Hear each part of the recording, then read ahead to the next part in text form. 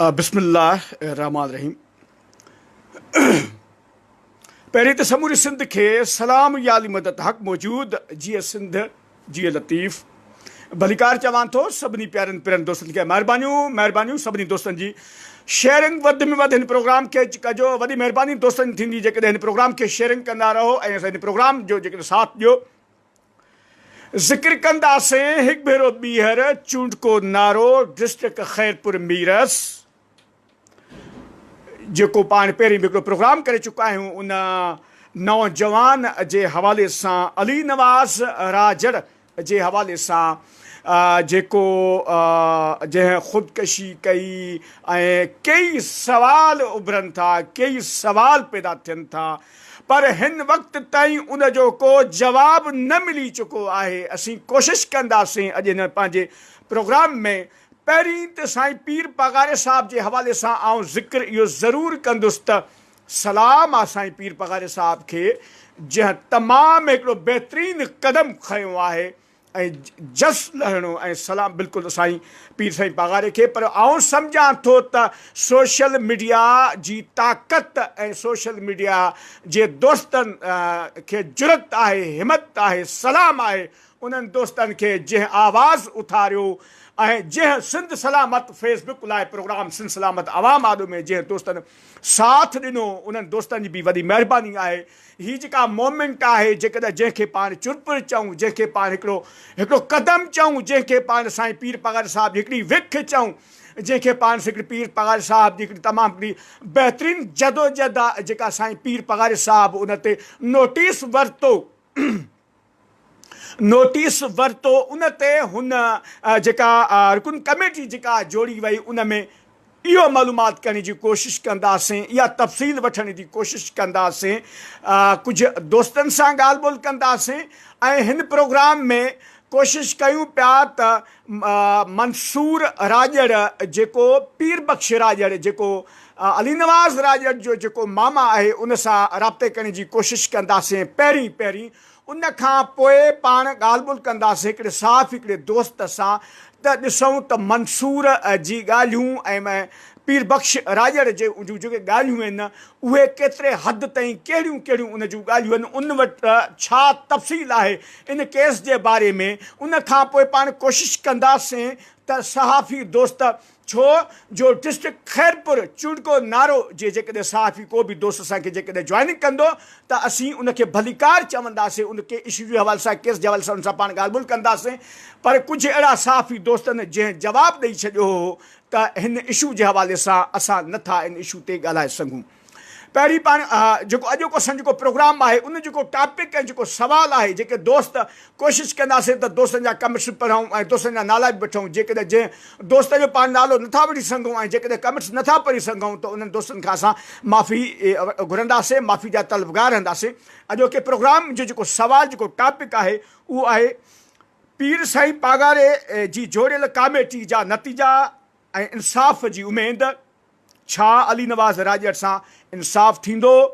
हिकु भेरो ॿीहर वरजाईंदुसि जेको असांजो अॼु जो प्रोग्राम आहे, अॼु जो जेको सुवालु आहे, अॼु जे प्रोग्राम में जेको सुवालु आहे महिरबानी साईं नवाज़ शाह भादे साहिब बि जॉइनिंग करे चुका आहिनि, अमीर आज़ाद पहवर साहिब बि असांखे जॉइनिंग करे चुका आहिनि। इन्हनि असां सिंध जे कॉम्प्रेस दोस्तनि खे बि असीं पंहिंजे हिन प्रोग्राम में वीडियो लाइव ते जॉइनिंग कराइण जी कोशिशि कंदासीं। पर पहिरीं पाण हलंदासीं पीर बख़्श राजड़ जेको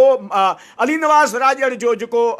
मामा आहे उन सां पाण मुख़्तसर हिकिड़ी ॻाल्हि ॿोल कंदासीं। उन खां पोइ सहाफ़ी दोस्त खे वीडियो लाइव ते जॉइनिंग कराईंदासीं। उन खां पोइ पाण ॻाल्हि ॿोल कंदासीं साईं नवाज़ शाह भादई साहिब सां ऐं उन खां पोइ पाण ॻाल्हि ॿोल कंदासीं प्यारे अमीर आज़ाद पहवर साहिब सां। उन खां पोइ कुझु जेके ॿियनि दोस्तनि जेके जॉइनिंग कयो जेकॾहिं ॻाल्हाइणु चाहींदा त उन्हनि सां बि ॻाल्हाईंदासीं। ऐं हिन सवाल जो जेको अॼोको टॉपिक आहे जो सवाल जो कमेंट्स में मूंखे रिप्लाई ज़रूरु ॾिजो कमेंट्स में ऐं हिन प्रोग्राम खे शेयरिंग बि कंदा हलिजो। पीर साईं पगारे जी जोड़ियल कमेटी जा नतीजा ऐं इंसाफ़ जी उमेद। छा अली नवाज़ राजड़ जे वारसनि खे, छा अली नवाज़ जे खून सां, छा अली नवाज़ खे सुभाणे इंसाफ़ मिली सघे थो? छा उन सां सुभाणे इंसाफ़ थींदो या न थींदो? एक भेरो ॿीहर आउं सलाम पेश कंदुसि पहिरीं त सभिनी दोस्तनि खे ऐं साईं पीर पगार साहिब खे जंहिं सोशल मीडिया जे हिन मोमेंट खां पोइ चिरपुर खां पोइ ऐं जंहिंमें ऐं इहो बि ज़िक्र कंदुसि त जंहिंमें इन इशू खां पोइ साईं नवाज़ शाह भादई साहिबु या अमीर आज़ाद पामर साहिब जूं बि पोस्टूं दोस्तनि दुनिया जेके बि फेसबुक ते ॾिसनि था ॿुधनि था उन्हनि ज़रूरु पढ़ियूं हूंदियूं हिन वक़्तु पाण हलंदासीं खिपरो जिथे पाण पीर बख्श राजड़ सां पाण ऑडियो लाइव ते पाण ॻाल्हि ॿोल कंदासीं अवां दोस्तनि जो साथ घुरिजे हिन प्रोग्राम खे वधि में वधि शेयरिंग बि कजो त कोशिशि कयूं पिया त पीर बख्श राजड़ जेके अली नवाज़ राजड़ जा जेके मामा आहिनि उन सां ऑडियो लाइव ते कोशिशि कयूं पिया वीडियो लाइव ते हू नथा अची सघनि ऑडियो लाइव ते कोशिशि कयूं पिया त उन सां असां ॻाल्हि ॿोल कयूं पर असीं थोरो अञा इंतज़ारु कंदासीं त कुझु दोस्त अञा रहियल आहिनि जेकर उहे दोस्त अची वञनि त जीअं पाण प्रोग्राम खे बाक़ाइदगी सां पाण प्रोग्राम खे जी शुरूआति कंदासीं पर हिकु भेरो ॿीहर वरी आउं वरजाईंदो हलां जेको सुवालु आहे असांजो पीर साईं पागारे जी जोड़ियल कमेटी जा नतीजा ऐं इंसाफ़ जी उमेदु छा अली नवाज़ राजड़ खे असां इंसाफ़ थी सघंदो छा अली नवाज़ राजड़ जे खून सां सुभाणे इंसाफ़ थींदो इन जो जवाबु ज़रूरु मूंखे ॾिजो कमेंट्स जे ज़रिए कोशिशि कयूं पिया हिन वक़्तु पीर बख्श राजड़ जेके अली नवाज़ जा जेके मामा आहिनि असीं कोशिशि कंदासीं अस्सलाम वालेकुम पीर बख्श हिकिड़ो मिनट प्लीज़ होल्ड कजो लाइन ते रहिजो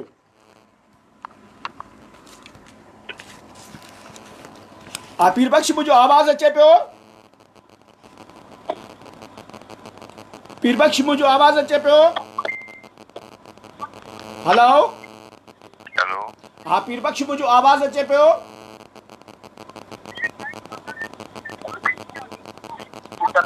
अदा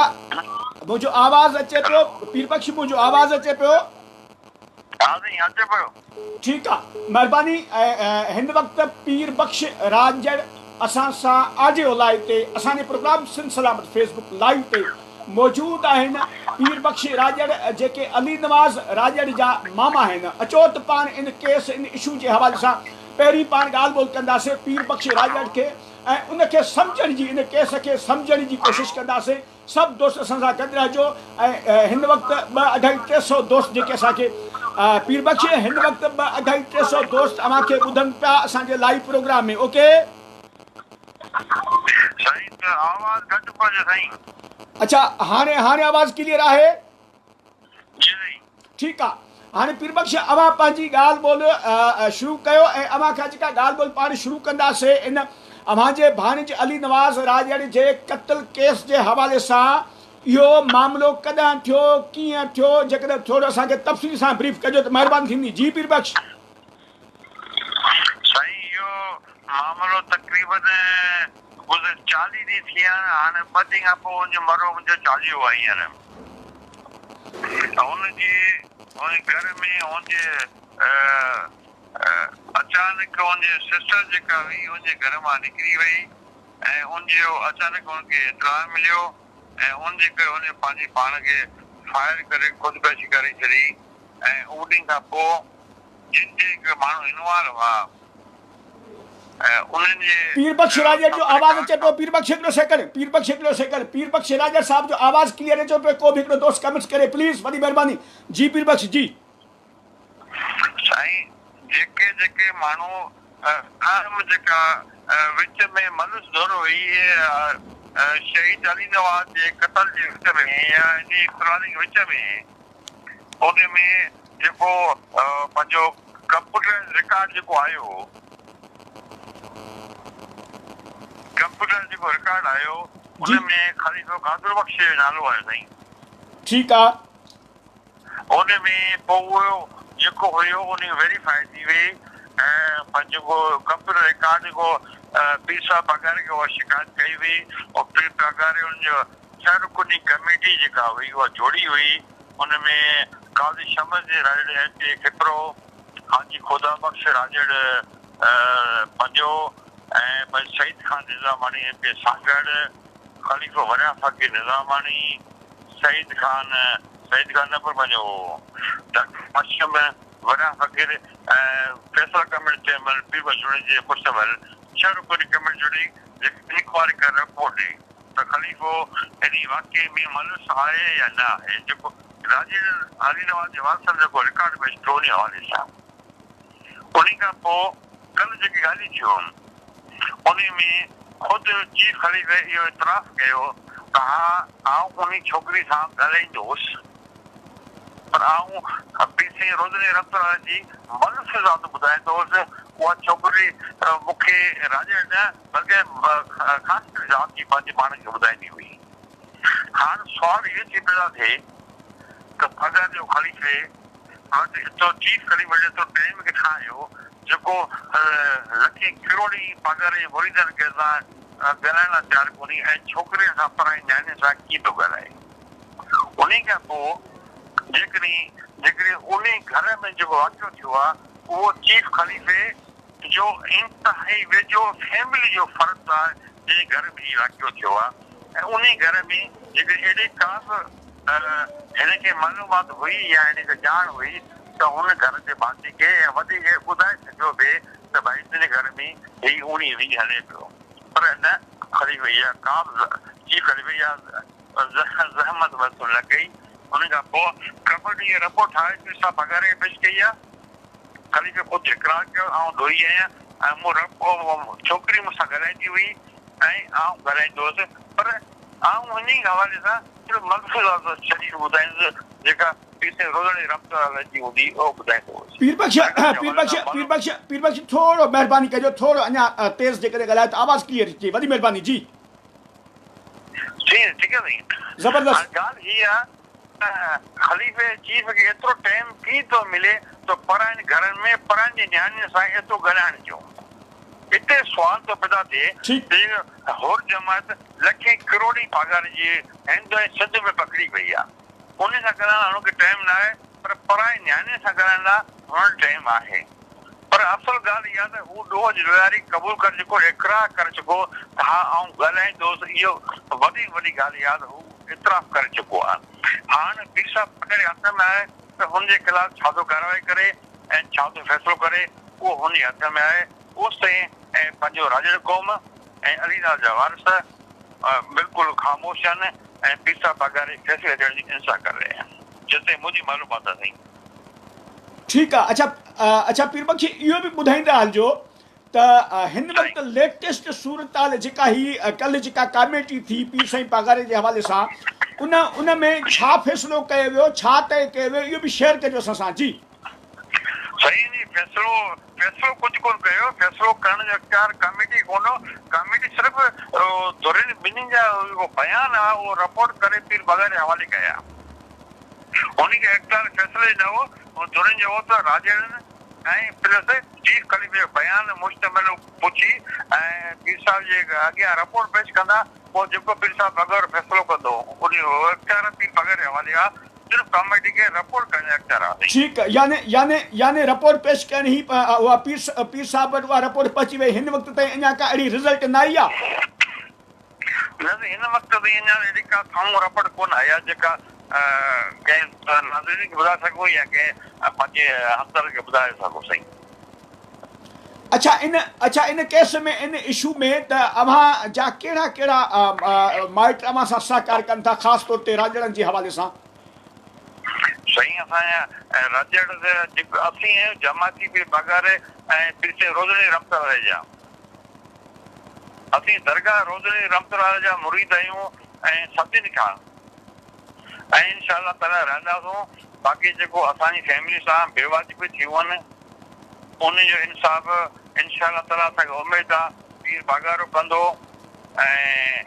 रोज़नी रफ़्तार हले कंदो अच्छा पीर बख्श अव्हांखे सुभाणे कहिड़ी उमेद आहे साईं पीर पघारो साहिब अव्हांजे इंसाफ़ लाइ कहिड़ो फ़ैसिलो ॾींदो अव्हांजे फ़ाइदे में उहो कहिड़े हवाले सां उहो थोरो ज़रूरु ॿुधाइजो त अव्हांखे केतिरी उमेद आहे साईं पीर पघारे मां साईं असांखे 100% उमेद आहे पीर पघारो इंशाअल्लाह ताला इंसाफ़ ज़रूरु कंदो ठीकु आहे वॾी महिरबानी पीर बख्श राजड़ वॾी महिरबानी थैंक यू भाउ thank U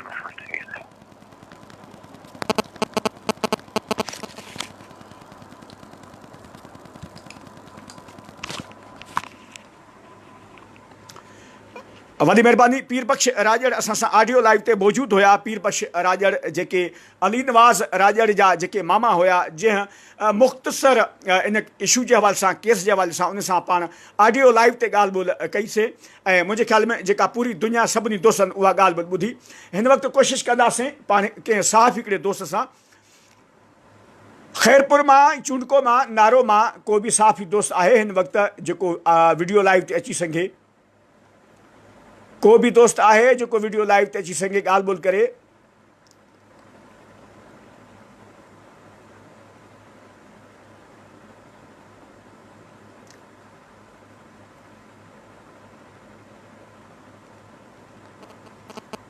okay okay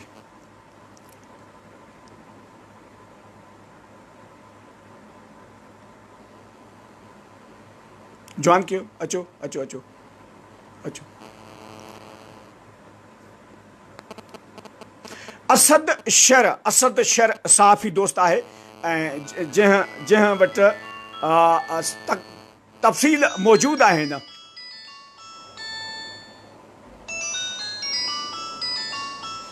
Asad sir साहब मूंखे रुके सेंड कई आहे। असद शर साहब मूंखे रुके सेंड कई आहे। प्लीज़ एक्सेप्ट कयो, वीडियो लाइव ते अचो। जी जी गुड। मां वीडियो लाइव ते अचणु चाहींदो। अच्छा, मूंखे रुके सेंड कयो,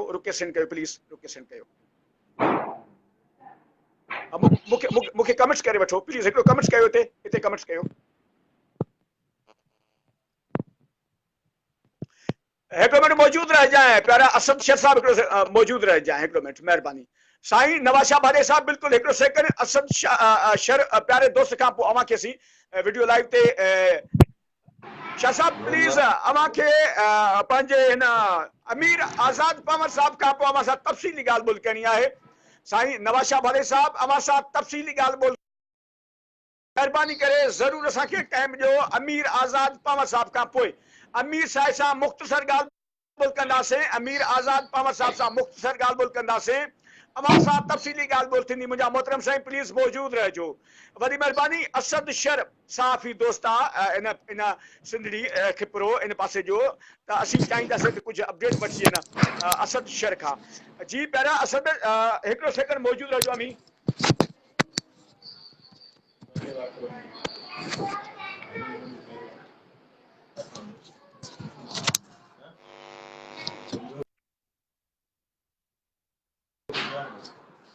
असीं बिल्कुलु असद, मुंहिंजो आवाज़ क्लियर अचे पियो? जी जी बिल्कुलु बिल्कुलु क्लियर आहे। वॾी महिरबानी, हिकु सेकंड मौजूदु रहिजो। जी हाँ, आउं पंहिंजे सभिनी दोस्तनि ऐं मोहतरमनि खे गुज़ारिश कंदो हलुसि त महिरबानी करे प्रोग्राम खे शेयर कंदा हलिजो। असद शर खां पोइ पाण मुख़्तसर ॻाल्हि ॿोल कंदासीं प्यारे अमीर आज़ाद पवार साहब सां। अमीर आज़ाद पवार साहब खां पोइ तफ़सीली पाण ॻाल्हि ॿोल कंदासीं साईं नवाज़ शाह भारे साहब सां। जी असद पहिरियां छा अपडेट आहिनि, छा ताज़ा तरीन इन केस जे हवाले सां अव्हां वटि तफ़सील आहे? महिरबानी शेयर कजो।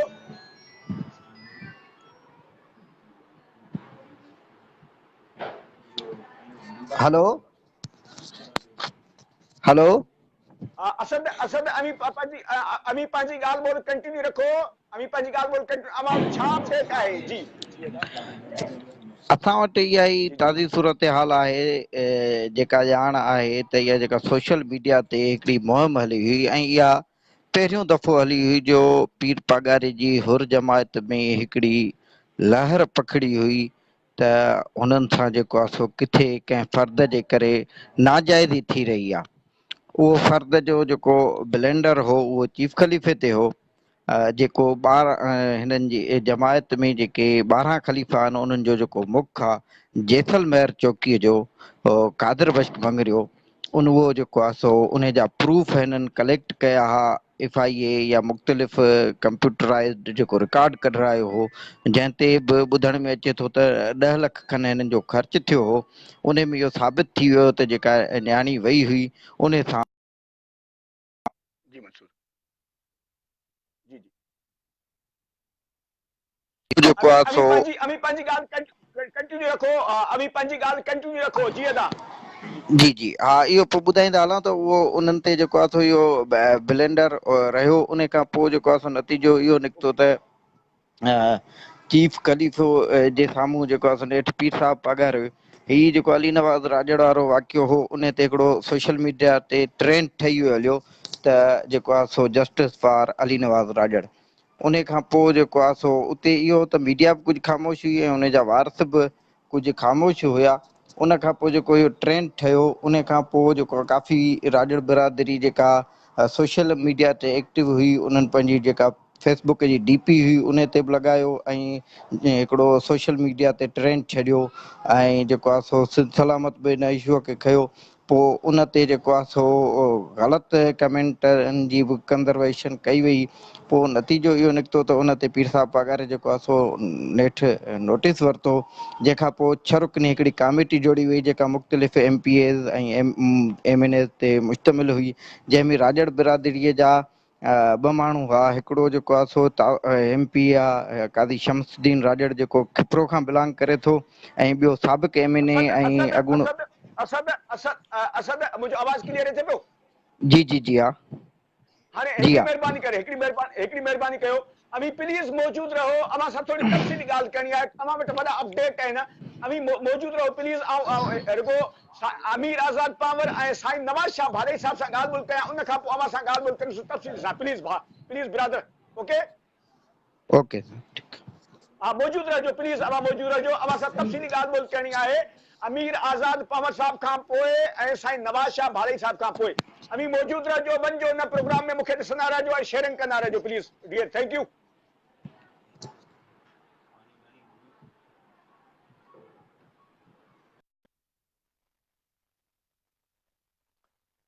प्यारे अमीर आज़ाद पवर साहब खे रिक्वेस्ट कई अमीर आज़ाद पवर साहब खां पोइ साईं नवाज़ शाह भाड़े साहब खे पाण ॻाल्हि ॿोल सां कंदासीं ऐं साईं नवाज़ शाह भाड़े साहब सां पाण तफ़सीली ॻाल्हि ॿोल कंदासीं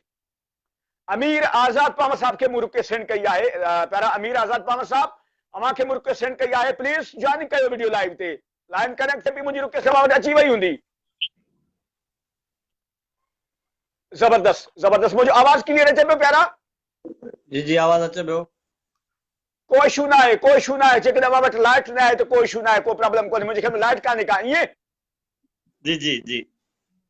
ओके महिरबानी अॼोके इशू जे हवाले सां अव्हां खे सॼी ख़बर आहे प्रोग्राम खां पहिरीं अव्हां सां मां राब्तो करे चुको हुअसि ऐं उन खां पोइ मुसलसल जेके पोस्टूं मूं रखियूं उन हवाले सां ऐं अमी शायद पीर बख्श राजड़ जी बि ॻाल्हि ॿोल ऑडियो लाइव ते ॿुधी जेके अली नवाज़ राजड़ जा मामा हुया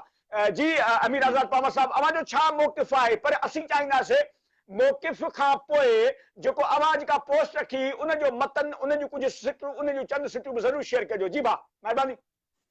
पहिरीं त आऊं तव्हां सभिनि साथियुनि खे जस थो ॾियां छो जो पाण जंहिं सोसाइटी में रहूं था जिन हालतुनि में रहूं था उन में कुझु शयूं ॼण त असां ते अणसिधी तरह पाबंदी लॻल आहे जो असां उन मौज़ूअनि ते ॻाल्हाए नथा सघूं भले केॾो बनियाद थिए ज़ुल्म थिए ऐं हिकिड़ी ॻाल्हि असांजे ॻाल्हाईंदड़ दोस्तनि खे बि चवंदुसि सोशल मीडिया यूज़ कंदड़ ॻाल्हाईंदड़ ऐं मौक़िफ़ रखंदड़ दोस्तनि खे त असांखे पंहिंजी ॿोली ॾाढी मौज़ब रखणु खपे असांखे इख़्तिलाफ़ रखण जो तरीक़ो जेको आहे उहो ॾाढो मौज़ब रखणु खपे असां कंहिं बि असांजो मौक़िफ़ केॾो बि सख़्तु हुजे पर असांजी ॿोली ॾाढी फज़ीलत वारी मौज़ब हुजणु खपे जेका कंहिंजी किरदारकशी वारी न हुजे हा जेके कल्पेट्स आहिनि जेके मुलज़िम आहिनि जिन ॾोह कयो आहे उन्हनि खे उन्हनि जे ख़िलाफ़ ॻाल्हाइजे उन्हनि खे सज़ा ॾियारण जे लाइ ॻाल्हाइजे ऐं जिन जे हथ में इंसाफ़ आहे उनखां अपील कजे उनखां तक़ाज़ा कजे उन ते समाजी प्रेशर विझिजे त जीअं असांखे इंसाफ़ मिली सघे पर जेकॾहिं असांजी ॿोली अहिड़ी हूंदी जेका माण्हुनि खां इंसाफ़ घुरण जे बजाए उनखे चिड़ाए विझे ऐं उहा अञा वधीक नुक़सान करे या फसाद पैदा करे इन ॿोलीअ खां घटि में घटि आउं सम्झां थो असांजे दोस्तनि खे माना ख़्यालु रखणु खपे ऐं हिकिड़ी ॻाल्हि आउं ॿी बि वाज़े कंदो हलां छो जो सभु माण्हू ॿुधंदड़ वेठा आहिनि त सॼी सिंध बशमूल अमीर आज़ाद पंवर जे सूरे बादशाह सां उनजे करे अक़ीदत करे थी हुर तहरीक सां उनजे करे अक़ीदत वारो रवैयो रखे थी त हिन सॼे जेको हुर तहरीक आहे उनजे बचनि उनजे औरतुनि उनजे मर्दनि उहे सालनि जा साल लोड़नि में कैद रहिया आहिनि उन्हनि पंहिंजो रतु ॾिनो आहे उन्हनि पंहिंजो सतु ॾिनो आहे उन्हनि पंहिंजूं जानियूं ॾिनियूं आहिनि ऐं हीअ जेके माण्हू आहिनि उन्हनि जे नसुल मां आहिनि उन्हनि जे ख़ानदान मां आहिनि जिन पंहिंजा सॼे जा सॼा ख़ानदान कुआए छॾिया ऐं उहे हिन रियासत जे वजूद में अचण खां पोइ जेलनि में या पंहिंजो वाड़नि में रहिया त उनजे करे असां उन्हनि जे लाइ एतिराम ऐं अक़ीदत रखूं था पर जेको नौजवान शहीद थियो आहे, जेको नौजवान क़तल थियो आहे, जंहिं नौजवान ख़ुदकशी कई आहे, जंहिं नौजवान जे घर जूं ख़ुशियूं खसियूं वयूं आहिनि, उनजो तालुक बि त उन सूरे बादशाह जे क़बीले सां आहे, उनजो तालुक बि त उन तहरीक सां आहे, उन जदोजहद सां आहे, जंहिं जदोजहद जी जंहिं तहरीक जी जे लाइ माण्हुनि वटि एतिराम आहे, एतिराम वारो रवैयो आहे। मूंखे जॾहिं ख़बर पई मामले जी, मूं पहिरीं कोशिशि कंदो आहियां घटि में घटि मामले जी हक़ीक़तुनि जी ख़बर हुजे, उन खां पोइ उनखे सोशल मीडिया ते रखिजे। पर मूंखां अॻु में मुंहिंजे शनाए ते मान वारे भाउ ऐं मुंहिंजे साथी साईं नवाज़ शाह उन ते ॾाढो तफ़सीली ऐं फज़ीलत भरियो मौक़िफ़ रखियो, ऐं उन में का बि अहिड़ी अणवणदड़ ॻाल्हि थियल न हुई। उन जेका ॻाल्हि रखी उहा ॾाढी शनाइते अंदाज़ में रखी, उहा हिकिड़ी घुर हुई, मुतालबो हो, ऐं बुनियादी तौर ते अली नवाज़ जी तबियत खां मिज़ाज खां नवाज़ शाह वधीक वाक़िफ़ हो, हिकिड़े दोस्ती जे रिश्ते में, हिकिड़े उन भाईपी जे रिश्ते जे करे, उन जे करे हू उन कैफ़ियत खे, उन हालत खे वधीक ख़ूबसूरत अंदाज़ में या ॾुखोईंदड़ अंदाज़ में, जंहिं अंदाज़ में चइजो बयानु करे पियो सघे, उनजो इज़हार कयो। नतीजे में जेका गारियुनि जी पलटून शुरू थी, असुल मामले ॾांहुं वञण जे बजाए मामले खे ॿिए रुख में खणी वञण जी कोशिशि कई वई। असीं सियासी वर्कर आहियूं, असां निमरता जे मामले खे बि खणूं था, असां सिंध सां जेको नाइंसाफ़ियूं थियनि थियूं उनखे बि खणूं था, असां भूरे भील जे मामले खे बि खणूं था। असां बिना के ख़ौफ़ जे ऐं बिना के लालच जे,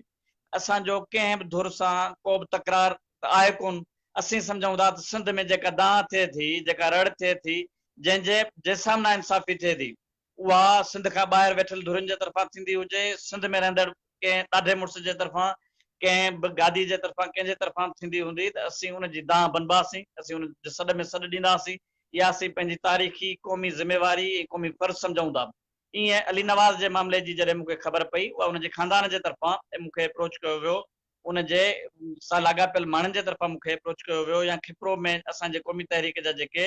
हुर तहरीक सां लाॻापियल दोस्त आहिनि, जेके असांजा मेंबर आहिनि, उन्हनि तरफ़ां जॾहिं मूंखे अप्रोच कयो वियो, हक़ीक़त ॿुधाई वई, त यकीन करियो मूं जेका ॻाल्हि पोस्ट में रखी आहे उहा हक़ीक़त आहे। त सॼी राति, हिकिड़ी राति मूंखे अॻु में इहा ॿुधायो वियो, ऐं सॼी राति इन ते सोचींदो रहियुसि, ऐं सॼी राति मुंहिंजे ज़हन में अली नवाज़ जी उहा तस्वीर रही, जंहिंमें उहो हथ मथे करे बीठो आहे, कंहिं नारे जो जवाबु ॾेई रहियो आहे। मूं सॼी राति वेठे सोचियो त यार इन कंडीशन में, इन मिज़ाज जो माण्हू, जेका दोस्तनि हिन जी मूंखे तबियत ॿुधाई, ऐं तस्वीरूं ॻाल्हाईंदियूं आहिनि, माण्हू जूं अखियूं ॻाल्हाईंदियूं आहिनि, माण्हू जो चहिरो ॻाल्हाईंदो आहे, माण्हू जी अखियुनि जी जेका चमक उहा ॻाल्हाईंदी आहे, माण्हू जी मुस्कुराहट ॿुधाईंदी आहे त बाबा हिन खे ही माण्हू छा ख़ुदकशी करे सघे थो छा, ऐं जेकॾहिं हिन ख़ुदकशी कई आहे त उहा कहिड़ी हालत में कई हूंदी। उनजो सबबु ज़रूर को एॾो वॾो स्ट्रांग सबबु हूंदो, छो जो माण्हू समाजी तौर ते जकड़ियल आहे। असांखे ख़बर आहे, पाण जे समाज में रहूं था, पाण किथे किथे सियासी तौर ते पाबंद हूंदा आहियूं, किथे किथे मज़हबी तौर ते पाबंद हूंदा आहियूं, किथे किथे पाण पीरी मुरीदी वारे रिश्ते में पाबंद हूंदा आहियूं। उनजे करे माण्हू ॾिसंदो आहे त हिते आऊं को रेज़िस्टेंस नथो ॾेई सघां, उते माण्हू पोइ पंहिंजो पाण खे, छो जो माण्हू जेके पाण ज़रई समाज जी ज़रई ईगो आहे, जेतोणीकि उन ईगो सां मूंखे इख़्तिलाफ़ आहिनि, उहा पंहिंजो जेका ईगो आहे पंहिंजो, या सोकॉल्ड औरतुनि जे मामले ते गैरत वारी ईगो, उन जा बि माना उनखे रिविज़िट करण जी ज़रूरत आहे। हाणे दुनिया ॿिए पासे निकिरी वई आहे, अॻियां निकिरी वई आहे, पर असांजे ज़रई समाज में हिकिड़ी ईगो उहा मौजूदु आहे। ॿियो जेका मूंखे ॻाल्हि जेका सम्झ में आई अली नवाज़ जे क़त्ल जी, उहो दोस्तीअ वारो धोखो आहे, ऐं दोस्तीअ या हिकिड़े एतिराम वारे रिश्ते जो जॾहिं भरम टुटंदो आहे त पोइ यकीन करियो माण्हू वटि पोइ जीअण लाइ को दग न रहंदो आहे। सो ही आउं सम्झां थो त हिन जो जेको एतिराम वारो रिश्तो ऐं दोस्ती वारो रिश्तो हो,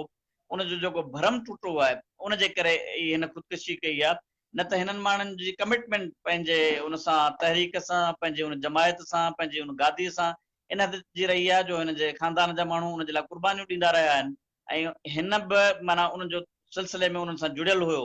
ऐं उन्हनि सां ई गॾु बीठल हो। पोइ हिन जेका ख़ुदकशी कई आहे, पोइ वरी जॾहिं हुनजे माइटनि तरफ़ां कंप्लेन आई त भई पीर साहब पगारे खे असां अप्रोच करण जी कोशिशि कईसीं, पर असांजी उन ताईं अप्रोच न पई थी सघे, ऐं जेको ख़लीफ़ो आहे इहो जेको मंगरेज़ साहब जो जेको ज़िक्र अचे थो बार बार, उहो इन सॼे मामले में इन्वॉल्व आहे। उनखे सेफ साइड ॾियण जी कोशिशि पई थिए, उनखे बचाइण जी कोशिशि पई थिए, इहा दांह किराए आई, उनजे करे सोशल मीडिया ते मामिलो आयो ऐं असां उन ते लिखियोसीं, ऐं असीं उन ॻाल्हि खे ऑन था करियूं। असीं माना आउं सिधी तरह चवां थो, माना हिकिड़े सियासी ज़िम्मेवार सियासी माण्हू जी हैसियत में, त बाबा सिंध में रहंदड़ हर फ़र्द, उहो कहिड़ी बि जमायत सां तालुक रखंदो हुजे, उनजो मज़हबी असर कहिड़े बि मज़हबी असर हेठि हुजे, उहो कंहिंसां बि लाॻापियल हुजे, असीं उनखे पंहिंजो भाउ सम्झूं था, असीं उनखे पंहिंजे वजूद जो हिसो सम्झूं था। उन मां कंहिंखे बि तकलीफ़ पहुचंदी त असीं सम्झंदासीं त उहा असांखे तकलीफ़ पहुती आहे। जेकॾहिं उहो साईं नवाज़ साहिब जेका ॻाल्हि लिखी, ऐं चवां थो जेकॾहिं साईं जिम सेठ जो औलाद बि कंहिंसां नाइंसाफ़ी कंदो। मिसाल तौर साईं जिम सैद जे पुटु साईं जलाल महमूद शाह रुगो संदसि मिल्कियत ज़ाती मिल्कियत हुई हैदर मंज़िल उनखे विकिणण जी कोशिशि कई। असां उन ते स्टैंड वरितोसीं, असां क्राए कईसीं त बाबा तव्हां सां असांजो समाजी रिश्तो या साईं जिम सैद जे करे रिश्तो हिकिड़ो अलॻि शइ आहे, पर जेका तव्हां कयो आहे उहो ग़लति आहे, असां उहो माना बर्दाश्त नथा करे सघूं, उहो असांजे लाइ क़ाबिल क़बूल न आहे। तो इहा साॻी सूरत हाल इन मामले ते बि जुड़े थी। ऐं आख़िर में पंहिंजी ॻाल्हि खे समप कंदे रुगो इहा गुज़ारिश थो करियां त पीर साईं पघारे खे असांजी अपील आहे, असांजी गुज़ारिश आहे, सॼी जमायत खे असांजी गुज़ारिश आहे त अवी ॿियनि माण्हुनि खे रोकण जे बजाए, आवाज़नि खे रोकण जे बजाए या उन्हनि ते दबाव विझण जे बजाए जेका फैमिली आहे, विक्टिम फैमिली आहे, अली नवाज़ जी फैमिली आहे, उनखे इंसाफ़ ॾियारियो, उन सां इंसाफ़ थियणु खपे। असीं सम्झंदासीं त जॾहिं उन सां इंसाफ़ थियो त तव्हां सभिनि जा वात पाणी बंदि करे छॾींदो। माण्हुनि जा वात तॾहिं बंदि थींदा जॾहिं इंसाफ़ मिलंदो, इंसाफ़ पले पवंदो। त जेका कमेटी ठही आहे ऐं सम्झां थो त उहा अञा उनजी जेके हेसि ताईं फाइंडिंग्स आयूं आहिनि उन में मूंखे अञा ताईं मामला के सिधी तरह हल थींदे नज़र कोन था अचनि। उन जे करे इहो मामिलो तेसि ताईं सोशल मीडिया ते या प्रिंट मीडिया ते, इलेक्ट्रॉनिक मीडिया ते ज़िंदा रहंदो जेसि ताईं उनजे माइटनि खे घटि में घटि माना मुतमिन नथो कयो वञे या उन सां इंसाफ़ नथो कयो वञे। तो असांजी घुर इंसाफ़ जी आहे। असां कंहिंजी किरदार कशी करणु कोन था चाहियूं, न ई असां कंहिं जमायत जे ख़िलाफ़ आहियूं। असीं सिंध जे ही त सूरे बादशाह जो ख़ानदान आहे, उन सां त असांजी मोहबत ऐं अक़ीदत वारो रिश्तो आहे, पर असीं सिंध जे कंहिं माण्हू जी किरदार कशी करण जे हक़ में न आहियूं। असीं चऊं था त यार हुन नौजवान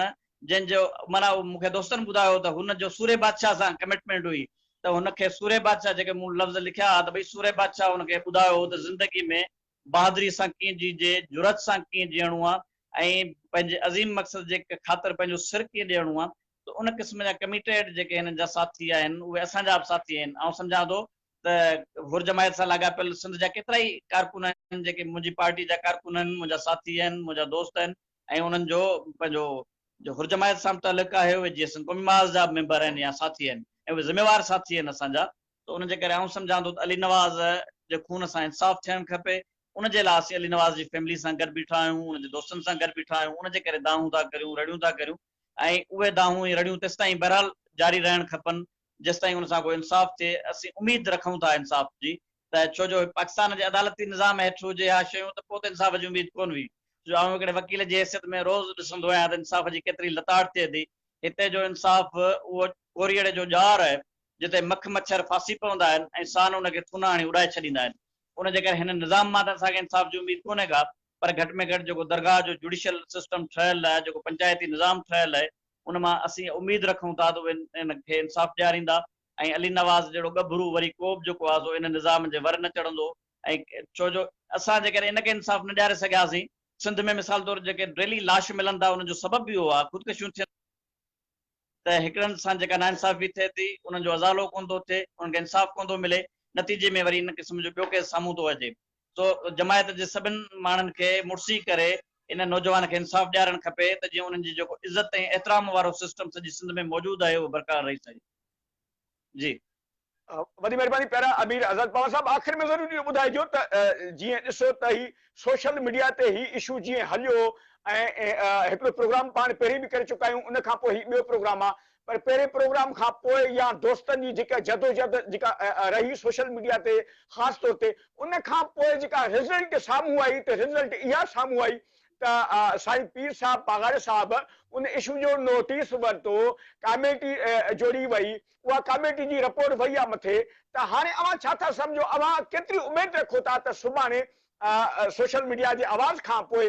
उन इंसाफ़ मिली सघे थो, ख़ासि तौर ते साईं पीर पागार साहब जे हवाले सां? जी मुंहिंजी जेका मौजूदा पीर साहब पघारे लाइ राय आहे उहा ॾाढी पॉज़िटिव आहे, छो जो हिननि जो माज़ी में किरदारु ॾाढो पॉज़िटिव रहियो आहे ऐं हिननि जी एफिलेशन बि क़ौमी तहरीक जे दोस्तनि सां रही आहे पंहिंजो माज़ीअ में। जॾहिं साईं अञा पीर साहब पंहिंजो पघारे जी पग न ॿधी हुअनि तॾहिं हुनजो किरदारु ख़ासि तौर ते पाणी वारे इशू ते जॾहिं मिनिस्टर हुआ तॾहिं हिन जो स्टैंड ॾाढो सगारो रहियो पीर साहब पघारे जो। या उन खां पोइ मुंहिंजी राय उनजे लाइ बहरहाल मुस्बत रही आहे सदाईं। उनजे करे आउं हींअर बि एक्सपेक्ट थो कयां छो जो जेके मथे वेठल हूंदा आहिनि, पगदार हूंदा आहिनि, उन्हनि जे लाइ सभु माण्हू औलाद जे बराबरि हूंदा आहिनि, उनखे औलाद जी हैसियत में ॾिसणु खपे। उनजो औलाद उनजी सॼी जमायत आहे या बल्कि उनजी हू जॾहिं कंहिं अहिड़ी गादी जो धणी आहे जंहिंजे लाइ जेका गादी सिंध जे आज़ादी लाइ विड़ी आहे, सो उनजे करे हुनखे त सॼी सिंध खे उन साॻी अक़ सां ॾिसणु खपे ऐं हू ज़रूरु ॾिसंदो। ऐं एक्सपेक्ट करियां थो, उमेद करियां थो त इंसाफ़ थींदो ऐं जेकॾहिं नथो थिए त नाइंसाफ़ी खे घणो वक़्तु तव्हां दहमान ते दड़के ते गारियुनि ते रोब ते दॿाए नथा सघो ऐं नाइंसाफ़ी बदल निज़ाम ज़िंदा रही नथो सघे। असांजो इहो ईमान आहे, असां सियासी कारकुन जी हैसियत में इन ॻाल्हि ते यकीन था रखूं। असांखे सॼी सियासी तारीख़ इहो ॿुधाए थी, असांखे सॼी दुनिया जो इल्मु इहो ॿुधाए थो त नाइंसाफ़ी, ॾाढ, जबर, कूड़ इहो दॿड़ धंस जे बुनियाद ते इहो घणो वक़्तु ज़िंदा न रही सघंदो। तव्हां वक़्ती तौर ते असगर मलाणे खे गारियूं ॾेई ख़ामोश कराए सघो था, नवाज़ शाह खे गारियूं ॾेई ख़ामोश कराए सघो था, अमीर आज़ाद खे गारियूं ॾेई ख़ामोश कराए सघो था, पर उहा ख़ामोशी अॼु न त सुभाणे वरी टुटंदी, ॿीहर टुटंदी, टीहर टुटंदी ऐं पोइ अहिड़े ख़तरनाक अंदाज़ में टुटंदी जो सॼे निज़ाम खे तहस नहस करे छॾींदी। उनजे करे आउं सम्झां थो इंसाफ़ न थियो, अदल न थियो, वरी आवाज़ उथारींदा। जबरदस्त, महिरबानी पहिरां, महिरबानी अमीर आज़ाद पमर साहब, वॾी महिरबानी, थैंक यू भाउ, थैंक यू, मोहब्बत। जबरदस्त, तमाम बेहतरीन तफ़सीली मौक़िफ़ प्यारे अमीर आज़ाद पमर साहब जो। महिरबानी सभिनी दोस्तनि जी। हिकु भेरो ॿीहर आउं वरी वर्जन हाणे साईं नवाज़ शाह बादे साहब के पास अव्हांखे मां रिक्वेस्ट सेंड कई आहे, प्लीज़ अचो वीडियो लाइव ते।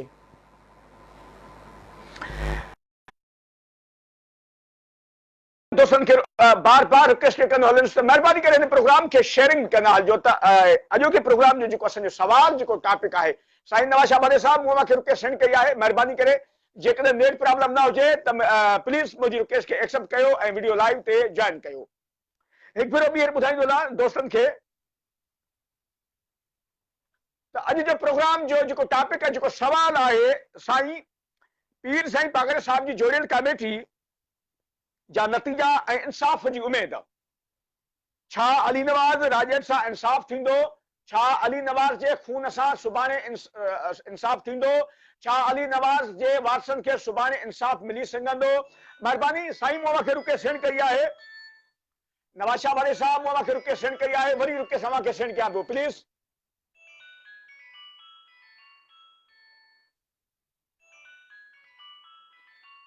साईं नवाज़ शाह वारे साहब अव्हांखे मूं वरी रिक्वेस्ट सेंड कई आहे, कोशिश कयो मोबाइल जी रोटेशन चेंज कजो, मोबाइल जी रोटेशन चेंज कजो, तॾहिं अव्हांजी लाइन कनेक्ट थींदी मुंहिंजे प्रोग्राम में। मोबाइल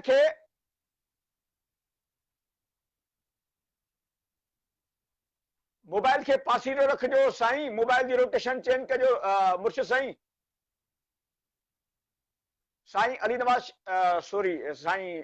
नवाज़ शाह वाले साहब, मोबाइल जी रोटेशन चेंज कजो, मोबाइल के कोशिश। लाइन डिस्कनेक्ट थे पई, पहिरां अव्हांजी लाइन डिस्कनेक्ट पई थे, डिस्कनेक्ट लाइन न थियण घुर्जे साईं नवाज़ शाह वाले साहब। अव्हांखे मां वरी रिक्वेस्ट सेंड कयां पियो, प्लीज़ मोबाइल जी लोकेशन चेंज कजो, फुल स्क्रीन में रखो मोबाइल के, फुल स्क्रीन में मोबाइल के फुल स्क्रीन में रखो साईं नवाज़ शाह वाले साहब।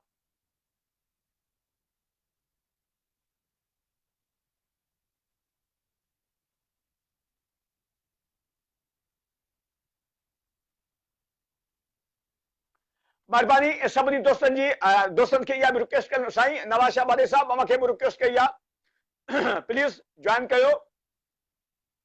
को बि अहिड़ो दोस्त अहिड़ो कमेंट्स न करे जंहिंमें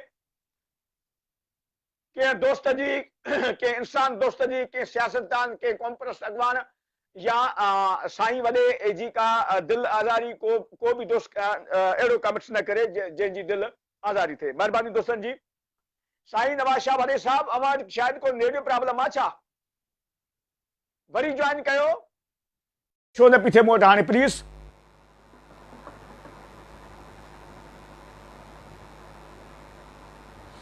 कोशिश कंदासीं साईं नवाज़ शाह भादे साहब सां ॻाल्हि ॿोल कंदासीं, उन खां पोइ पाण हिकिड़े ॿिनि दोस्तनि सां बि ॻाल्हि ॿोल कंदासीं। साईं नवाज़ शाह भादे साहब महिरबानी करे मूंखे वरी जॉइन कयो या कंहिं ॿिए दोस्त जी आईडी ते अचो। जेकॾहिं अव्हां वटि को प्रॉब्लम आहे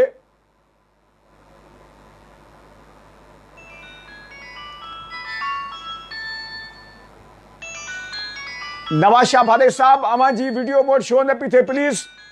अमी मूंखे वरी जॉइन कयो। अव्हां जी वीडियो शो हाणे थी आहे, अव्हांखे आउं वरी रिक्वेस्ट सेंड कयां पियो, साईं नवाज़ शाह भादे साहब अव्हांखे आउं वरी रिक्वेस्ट सेंड कयां पियो, अचो प्लीज़।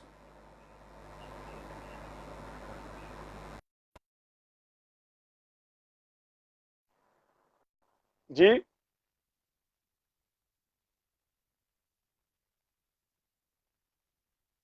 सर मूं मूंखे रिक्वेस्ट सेंड कई आहे मोहतरम साईं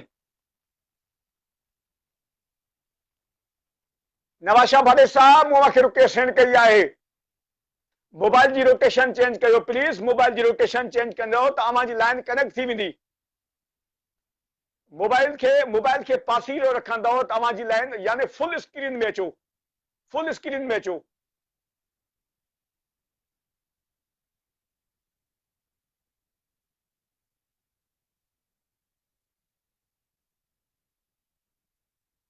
कोशिश कयूं पिया साईं नवाज शाह भाडे साहब के वीडियो लाइव ते आने जी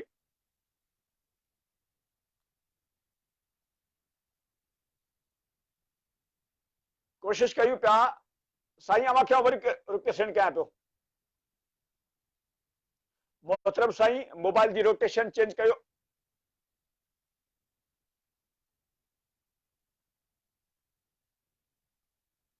सर अव्हां हिकिड़ी महिरबानी कयो अव्हां खे वीडियो लाइव ते हर हालत में हिन वक़्तु आनो अव्हां कोशिश कयो त मोबाइल जी ॿुधो ॿुधो ॿुधो ॿुधो मोबाइल जी रोटेशन चेंज कयो मोबाइल खे पासीरो कयो फुल स्क्रीन में आनो मोबाइल खे अच्छा त मुंहिंजी रिक्वेस्ट अव्हां वटि अचे थी उहा एक्सेप्ट न पई थिए हा हाँ तो मथा रोटेशन चेंज कयो न होॾा स्क्रीन ते वञो हुन में लिखियल हूंदव उन में लिखियल हूंदो रोटेशन हाँ रोटेशन चेंज उनखे क्लिक कंदो तो रोटेशन चेंज थी वेंदी त अव्हां जी लाइन हाँ कनेक्ट थी वेंदी हाँ अव्हां सां ॿियो को दोस्त अहिड़ो वेठो आहे जंहिं वटि जेको फेसबुक ते हुजे हाँ ॼोस केरु आहे केरु था हेलो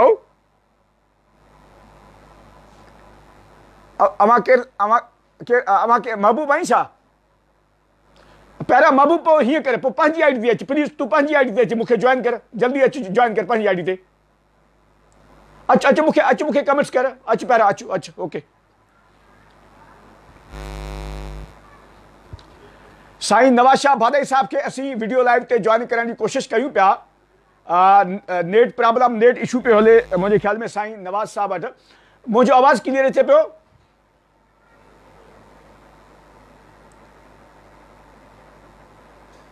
ओके टीएन पहिरियां पोइ मूंखे रिक्वेस्ट सेंड कई आहे महबूब साईं मोबाइल जी रोटेशन चेंज कजो हीअं रखो मोबाइल खे लाइन कनेक्ट थी वेंदी मुंहिंजी रिक्वेस्ट अची वई आहे गुड ज़बरदस्त बहितरीन सलाम आवाज़ क्लियर आहे मुंहिंजो जी आवाज़ क्लियर है जबरदस्त मोहब्बतों हक मौजूद जीएसन साईं नवाज शाह भाडे साहब साईं हिकिड़ो मिनट नेटवर्क हाँ सही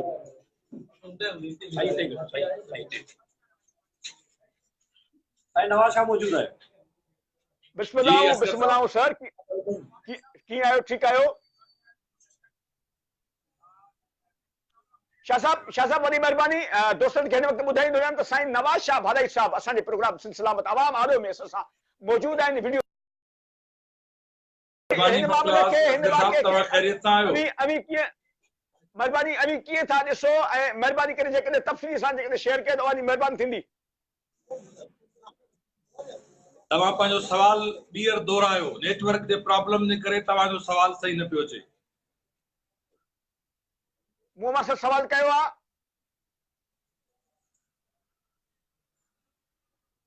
जी तव्हां सवाल खे रिपीट कयो त पोइ आउं ॻाल्हायां तव्हां छा पुछण चाहियो था तव्हांजो सवाल मूं ताईं क्लियर ओके शाह साहब ही जेको इशू आहे अली नवाज़ राजड़ वारो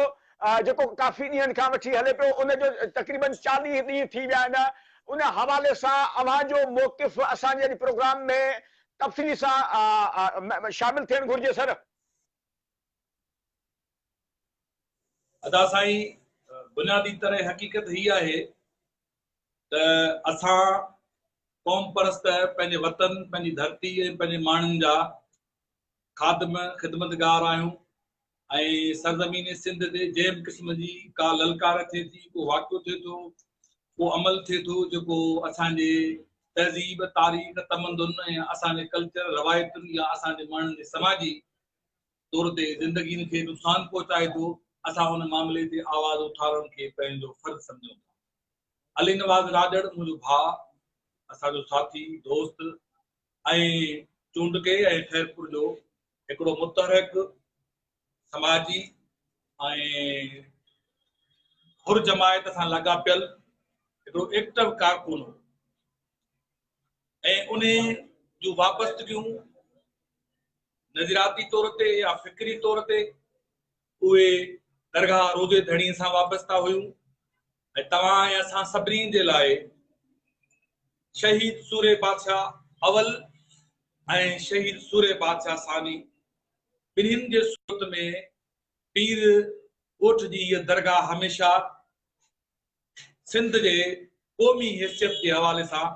हिकिड़े वॾे सिंबॉल तौरु रही आहे। अॼु बि आऊं जहिड़ी रीति मुंहिंजे लाइ मुंहिंजो रहबर साईं जेम्स सैयद जो शहर ऐं मुक़दस असांजो आश्रम सन आहे, साॻी नुक़्ते निगाह खां शहीद सूरे बादशाह जो घर ऐं उनजी दरबार ऐं उनजी दरगाह आहे। तारीख़ सां कॾहिं कॾहिं नाइंसाफ़ियूं वॾनि माण्हुनि जो औलाद कंदो आहे ऐं हीअ जेका नाइंसाफ़ी जेका अली नवाज़ राजड़ सां थी आहे, इंतहाई अफ़सोस सां चवणो पवे थो त उहो सूरे बादशाह जो घराणो, उहो सूरे बादशाह जंहिं पंहिंजे दौर में अंग्रेज़ साम्राज्य खे ललकारींदे वतन या खफ़न, आज़ादी या मौत जो नारो हयो हो ऐं जंहिं माण्हू गोरे साम्राज्य खे ललकारियो, जंहिं वटि तमामु होरनि जी हिकु मुनज़म तरबियत याफ़्ता फ़ौज हुई, जंहिंजो मक़सदु हो त बरे सगीर हिंदुस्तान ऐं सिंध जे मथां जेको अंग्रेज़नि जो कब्ज़ो आहे उहो ख़तमु थिए। इहो उन दरगाह जो तारीख़ी ऐं हुरनि जे इन जमायत जो ऐं हुरनि जी जेका इहा तारीख़ साज़ वेड़ आहे, उन्हनि खे वर्क वरायूं था त असांखे असांजो कंद फ़ख्र सां ऊचो थी वञे थो। पर हाणे पीर पागारे जे साहब जे पोटे पीर करीम जेका हरकत कई आहे, उन खे ॾिसूं था त असांजो कंद शर्म खां झुकी वञे। असां वाज़े तौर चऊं था त साईं जेम्स जा फॉलोअर कंहिं बि पार्टी, जमायत, दस्तूर, दरगाह के फ़िक्र, फन ऐं फ़लसफ़े जा ज़ाती मुखालिफ़ न आहियूं, बल्कि इहा ॻाल्हि हर वर्जायूं था सूरे बादशाह जे तसलसल सां, हुननि जी जदोजहद सां असांजी मोहबत आहे। असां हुनखे सिंध जो आइडियल किरदार ऐं वतन जो वॾो सूरे सिपे सालार सम्झूं था। पर अली नवाज़ राजड़ जे मामले ते जंहिं बदनीयती, बदखलाकी ऐं जंहिं इंसानियत सां दुश्मनी ऐं सिंधियत तोड़े जमायती दस्तूरनि जी जेका भञकड़ी थी आहे, उहा न फ़क़ति क़ाबिले मज़मत आहे, पर उन ते सिंध जे माण्हुनि खे तमामु घणी तकलीफ़ पहुती आहे। उहा तकलीफ़ असां सभिनी महसूस कई ऐं तव्हांखे ऐं सॼी सिंध खे इहा ख़बर आहे त जॾहिं अली नवाज़ राजड़ जो वाक़ियो थियो ऐं उहो मामिलो उन्हनि जी फैमिली ज़मीनी हक़ीक़तनि, ॾाढ मुड़सी, जबर ऐं इस्तेमारियत जे करे पंहिंजो आवाज़ बुलंद न कयो, ख़ामोश रहिया। पोइ जॾहिं उन्हनि जी फैमिली असां सां शेयर कयो, छो जो मुंहिंजो उन्हनि सां बाहन ॿधण जो तालुक़ु आहे, जॾहिं हुननि मूं खां अप्रोच कई ऐं उन्हनि चयो त जीअं त ख़ैरपुर, चूंडको ऐं हिन इलाइक़े जा सहाफ़ी, सिविल सोसाइटी या के पॉलिटिकल माण्हू उहे असांजी मदद नथा कनि ऐं असांजे लाइ आवाज़ नथा उथारिनि ऐं असां मुसलसल 1 महीने ताईं दरगाह शरीफ़ जे दरवाज़े ते मथा टेकींदा रहिया आहियूं। खुलफ़ा ऐं जमायत जा जेके दस्तूरी कानून आहिनि उन्हनि खे फॉलो कंदा आया आहियूं, पर असांखे इंसाफ़ नथो मिले ऐं असांखे न फ़क़ति पंहिंजे शहीद थियल या ख़ुदकुशी कयल नौजवान जे हवाले सां को इंसाफ़ थो पले पए, पर असांजी न्याणी जेका ख़लीफ़नि जो कमु इहो न हूंदो आहे दरगाहनि सां लाॻापियल ख़लीफ़नि जो, त उहे मुरीदनि जे न्याणियुनि सां फ़ोननि ते ॻाल्हाए उन्हनि खे ग़लति मिसगाइड करे ग़लति राह ते वठी वञनि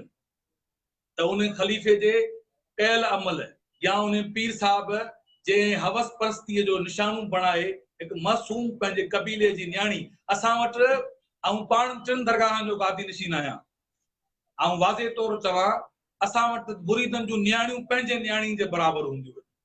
इहा सिंध जी रवायत आहे। सिंध में जेके बि दरगाहूं आहिनि, उहो रखियल शाह जी दरगाह हुजे या असांजे ॾाढे शाह शरीफ़ भादाई जी दरगाह हुजे या मुर्शिद लतीफ़ जी दरगाह हुजे, जेके बि दरगाहूं आहिनि उन्हनि दरगाहुनि जे मुरीदनि जे हवाले सां तारीख़ी तौर ते इहो तसलसल रहियो आहे त मुरीदनि जूं नियाणियूं असां मुर्शिद या जेके दरगाहनि जा मुतवली आहिनि पंहिंजूं नियाणियूं सम्झंदा आहिनि। हाणे तव्हां सोचो त को बि मुर्शिद पंहिंजी नियाणी सां ईअं करे ऐं उनखे पंहिंजे हवस जो निशानो बणाए अगवा करे खणी वञे, ख़लीफ़ा उन में उहो उनजी मददगार हुजनि, अहिड़ी ज़ुल्म ऐं ॾाढ ऐं नाइंसाफ़ी ते भला ख़ामोश रही सघे थो? हरगिज़ न। ही हिकिड़ो टेस्ट केस आहे। हिन केस जे ज़रिए सिंध में जेका पीर परस्ती आहे ऐं उहा पीर परस्ती जंहिंखे तमामु बाला ताक़तनि जो आशीर्वाद बि हासिल आहे, उन पीर परस्तीअ जे हवाले सां सिंध में इहा ॻाल्हि वाक़ी थी वई आहे त हाणे सिंध जा दरगाहूं, सिंध जा ही मुक़दस माग, हालांकि सिंध जा माण्हू दरगाहनि सां बेहद अक़ीदत रखंदा आहिनि, छो जो दरगाहनि खे रूहानी सुकून जो सबबु सम्झनि। पर हाणे दरगाहूं ऐं दरगाहनि जा गादी निशीन, दरगाहनि जा पीर, दरगाहनि जा मुतवली, दरगाहनि जा ख़लीफ़ा माण्हुनि सां जॾहिं इन क़िस्म जी रवश रखनि था त ज़ाहिरा समाज हाणे अॻूं न रहियो आहे। हीअ कबल मसीह जो दौर आहे छा? हीअ 18वीं ऐं 19वीं सदी आहे छा जो कंहिं बि नियाणी सां लजालत थिए, उहा अगवा थी खजी वञे, उनजे नतीजे में सॼो घर बर्बाद थी वञे ऐं उन में सोसाइटी ख़ामोश रहे? हीअ त एक त पढ़ियल लिखियल एडवांस ऐं रोशन ख़्याल ऐं तरक़ी पसंद दौर आहे। ऐं अहिड़े दौर में अली नवाज़ राजड़ जे बेरहमाने मौत ऐं उनजी भेण जे आउं त शर्मसार थो थियां जॾहिं चवां थो त मुंहिंजे मक़तूल भाउ जी, असां सभिनी जी भेण खजी वई, असां सभिनी जी नियाणी हुई, उहो असां सभिनी जो भाउ आहे। असां त पीर साईं सां इंसाफ़ घुरियो। मूं बा मुलाहिज़ा बा अदब हज़रत साईं पीर साईं पागारा जन खे हिकिड़ो फज़ीलत भरियो फर्म भरियो ख़त लिखियो, जंहिंमें इहा गुज़ारिश कई त साईं अव्हां जी दरगाह जो वॾो तक़दुस आहे सिंध में, बराए महिरबानी हिन मामले जो नोटिस वठो ऐं हीअ जेका वारदात थी आहे पंहिंजे पोटे जे ॾाढ कयो आहे उन जे ख़िलाफ़ एक्शन खणो, ख़लीफ़े जे ख़िलाफ़ एक्शन खणो, त इन सां तव्हांजो वकार बुलंद थींदो, तव्हांजी इज़त वधंदी, तव्हांजो सिंध में कद वज़न वधंदो, पर उटलंदो बजाए इन जे जो उन ख़त खे मुस्बत अंदाज़ में वरितो वञे। मूंखे गारियुनि, तोहमतुनि, धमकियुनि ऐं दामाननि सां नवाज़ियो वियो, मुदे एतिरो कीचड़ उछलायो वियो, मुंहिंजे रहबर साईं जेम्स जे ख़िलाफ़ ॻाल्हायो वियो, असांजी क़ौमी तहरीक जे ख़िलाफ़ ॻाल्हायो वियो, मुसलसल मूंखे फ़ोनियूं, अलाए अजीब ग़रीब क़िस्म जूं गारियूं, ज़ातियात ते लही आया माण्हू। छा इहा तालीमात सूरे बादशाह आहे? छा इहा फ़िक्रे पीर पागारो आहे? छा इहो ई सेखारियो आहे जमायतनि खे? इहो ई सेखारियो आहे पीर रोज़े दरणी राशिद साईं जी दरगाह? हीअ दरगाह त असांजे लाइ अंग्रेज़ साम्राज्य जे ख़िलाफ़ उलू गवर्नमेंट जे सूरत में, अली मोहम्मद हिंगोर जे सूरत में सांगड़ में विड़ी हुई, जे अंग्रेज़ साम्राज्य खे शिकस्त ॾियण जे लाइ दुनिया जी हिन बरे सगीर जी पहिरीं मुनज़म गोरीला जंग हुई। कल्ह त हुर गोरीला जंग विढ़ंदा हुआ ऐं अॼु जा हुर पंहिंजे वतन जी आज़ाद जी तहरीक विढ़ंदड़ माण्हुनि जूं जी तज़लील पिया कनि, उन्हनि खे गारियूं बि ॾियनि था। रोज़ असांजो इहो आहे त असां हिकिड़े मासूम माण्हूअ जे बेगुनाह कतल ते, मौत ते, हिकु नियाणीअ जे अगवा थी खजी वञण ते संदनी जमायत सां लॻियल माण्हुनि जे सां थींदड़ ज़्यादती ते आवाज़ उथारियो। तव्हां चओ था त हीअ असांजे जमायत जो अंदरूनी मामिलो आहे, भला जेकॾहिं ईअं हुजे त असां सभई पार्टियूं इहो चऊं, सुभाणे को मसइलो अहिड़ो साॻियो जीएसएन महाज में थी वञे, आऊं इहो चवां त मामिलो जीएसएन महाज जो आहे, त पोइ त असां सभई पंहिंजे पंहिंजे अंदरि पंहिंजी पंहिंजी नंढड़ी नंढड़ी रियासत क़ाइमु करे वेही रहूं ऐं उनजे अंदरि पाण मुनसफ़ बि हुजूं, पाण मुदई बि हुजूं, पाण ॾोह बि करायूं, पाण फ़ज़ाउनि जा जज़ाउनि जा सभिनी शयुनि जा पाण मुरतकब हुजूं। इहो पॉसिबल ई न आहे। हू तव्हांजे जमायत जो मसइलो तेसिताईं हो जेसिताईं तव्हां उन मसइले खे हल करियो आहे। तव्हां उन मामले जो जोगो नोटिस वठी इहो साबित करे ॾेखारियो हा त बाबा को बि औलाद हुजे जेकॾहिं बिगड़ी वञे, ऐं नथो चवां त पीर साईं पगारे जी शख़्सियत में को नुक़्स आहे या पीर साईं पगारो उन मामले में को इनवाल आहे। ज़ाहिर आहे पीर साहिब हिकिड़े वॾे मनसब ते वेठो आहे ऐं सिंध जे माण्हुनि सदाईं उनजे तरफ़ ॾिठो आहे। पिछले बलजाती निज़ाम जे ख़िलाफ़ पीर साहिब पगारे जेका जदोजहद जी शुरूआत कई हुई, उन खे असां तमामु क़ौम परस्त उनजा साथी हुआसीं, असां उनखे अॼु बि इज़त जी निगाह सां ॾिसूं था। पर पीर साहिब इहो कहिड़ो फ़ैसिलो कयो आहे, जंहिं पीर ॻोठ मां सूरे बादशाह अवल ऐं सूरे बादशाह सानी जी ॻाल्हि बि नथो कयां, सूरे बादशाह अवल जे अंग्रेज़नि खे शुरू में पहिरियों दफ़ो अंग्रेज़नि खे ललकारियो ऐं उन खां पोइ सूरे बादशाह सानी अंग्रेज़ साम्राज्य खे ललकारियो, तव्हां अंदाज़ो लॻाए सघो था त उन पीर ॻोठ मां जितां कॾहिं साम्राजी कुवतनि जे ख़िलाफ़ आवाज़ उथंदो उते फ़ैसिलो थियो आहे, हिकिड़े ख़लीफ़े ते ॾोह साबित थियो आहे ऐं उन पाण शरकुनी कमेटी जा ॾोह तस्लीम कयो आहे त आउं फोन ते ॻाल्हाईंदो हुउसि छोकिरी सां। छो ॻाल्हाईंदो हुए त जवाब में चयो त बसि ॻाल्हाईंदो हुउसि, इहो त को जवाब न आहे, पर कमेटी ख़ुदि हुनखे ॾोही कराइण। पोइ जॾहिं उहो फ़ैसिलो दरगाह आलिया जनाब पीर साईं पगारे ॾे वियो आहे, जेका आउं नथो चवां, मूंखे त हुनजी फैमिली बि ॿुधाए, पर फैमिली एॾे डिप्रेशन में आहे, एॾे हिरास में आहे। हुनजो भाउ जेको आहे नौजवान या हुनजो जेका वालिद आहे जान मोहम्मद साहब या जेका फैमिली आहे हुननि जी, या सवेरे हुनजे मामे पे ॻाल्हायो, ज़ाहिर आहे जैसे लोड़ा उछा जली संजी धीर त मारूड़ा फ़क़ीर कंहिं दर ॾींदा दाहिणी। जॾहिं ताक़त जो जेको देव आहे उहो वॾो हुजे ऐं उन्हनि जी जेका आहे शक्ति वधीक हुजे त पोइ ग़रीब मिसकीन पीड़ियल ऐं मज़लूम माण्हू छा था करे सघनि। तंहिं करे फैमिली दबाव जो शिकार आहे, उहा खुलियल नमूने न पई ॻाल्हाए सघे, पर असां जेके बि माण्हू समझदार बाशऊर वतन परस्त कमिटेड क़ौम परस्त आहियूं, उनजो फर्ज़ थिए थो त बिना कंहिं ज़ाती मुखालफ़त ते असांजी पीर साहिब सां, फंक्शनल मुस्लिम लीग सां, हुर जमायत सां ज़ाती तरह कंहिं क़िस्म जो इख़्तिलाफ़ न आहे। पर असांजो इख़्तिलाफ़ इहो आहे त जॾहिं ख़लीफ़े ॾोह क़बूल कयो आहे ऐं तव्हांजे दरबार में उहो ॾोह क़बूल थी आयो आहे, तव्हां चओ था त ख़लीफ़ो साख थो ॾे। इहो त ईअं थियो वञे त उत्तर सिंध में कारोबारी या मसइला थींदा आहिनि, पोइ चवंदा आहिनि चर भेले ते साख वठो। भला दरगाह जो पंहिंजो तक़दुस आहे,